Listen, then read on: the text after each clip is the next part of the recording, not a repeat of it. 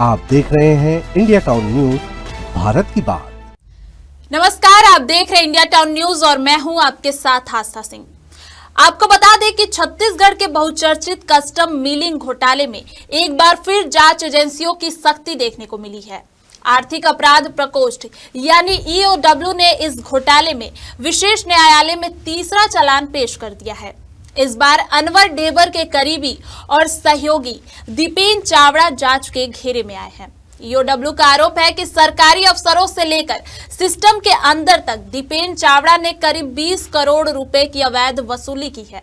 पूरे मामले में अब तक 140 करोड़ की अवैध लेवी और 2000 करोड़ तक घोटाले की आशंका ने राजनीति और प्रशासन दोनों में हलचल मचा दी है। क्या है पूरा मामला, कौन है दीपेन चावड़ा और कैसे सिस्टम मिलिंग के नाम पर सरकारी तंत्र को बनाया गया लूट का जरिया, देखिए हमारी इस खास रिपोर्ट में।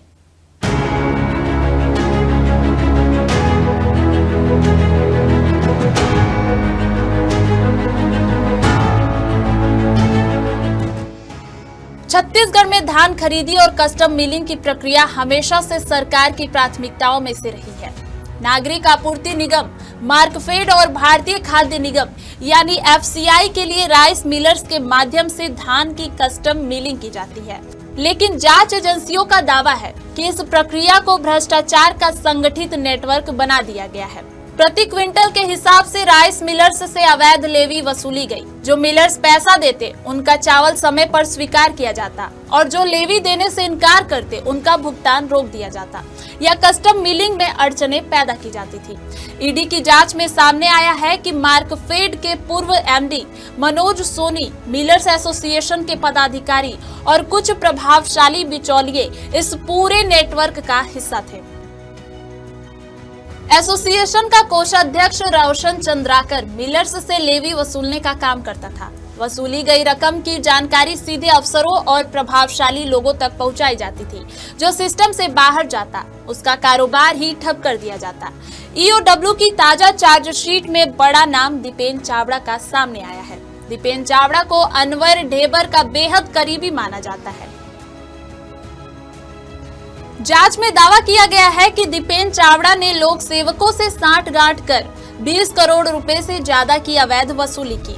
ईओडब्ल्यू ने इस मामले में अब तक का तीसरा चालान पेश किया है। इससे पहले ईओडब्ल्यू और ईडी द्वारा पेश किए गए चालानों में कई बड़े नाम सामने आ चुके हैं, जिसमें मार्कफेड के पूर्व MD Manoj Soni, millers association कोषाध्यक्ष रोशन चंद्राकर, कारोबारी अनवर ढेबर और पूर्व अफसर अनिल टुटेजा का नाम भी शामिल है।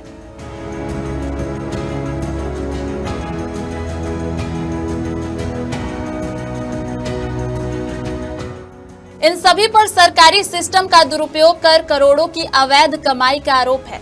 सूत्रों के मुताबिक अगर कस्टम मिलिंग से जुड़े सभी मामलों को जोड़ा जाए तो घोटाले का आकार 2000 करोड़ रुपए तक पहुंच सकता है। यह केवल धान या चावल का घोटाला नहीं, बल्कि पूरे सार्वजनिक वितरण प्रणाली पर चोट मानी जा रही है।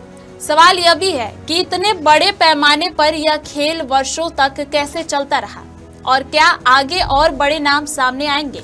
यानी साफ है कि कस्टम मिलिंग घोटाला अब सिर्फ आर्थिक अपराध नहीं, बल्कि प्रशासनिक और राजनीतिक साख का मामला बन चुका है। ईओडब्ल्यू की चार्जशीट ने अब कई नए सवाल भी खड़े कर दिए हैं।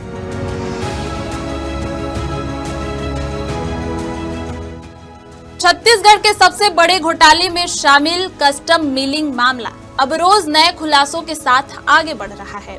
ईओडब्ल्यू का तीसरा चालान ये साफ संकेत देता है कि जांच अभी खत्म नहीं हुई है। आने वाले दिनों में और गिरफ्तारियां होंगी या नहीं, और इस घोटाले की राजनीतिक परतें कितनी गहरी हैं, इन सभी सवालों के जवाब अभी बाकी हैं। फिलहाल के लिए इतना ही। अब मुझे दीजिए इजाजत और आप देखते रहिए इंडिया टाउन न्यूज, भारत की बात। नमस्कार। आप देख रहे हैं इंडिया टाउन न्यूज, भारत की बात।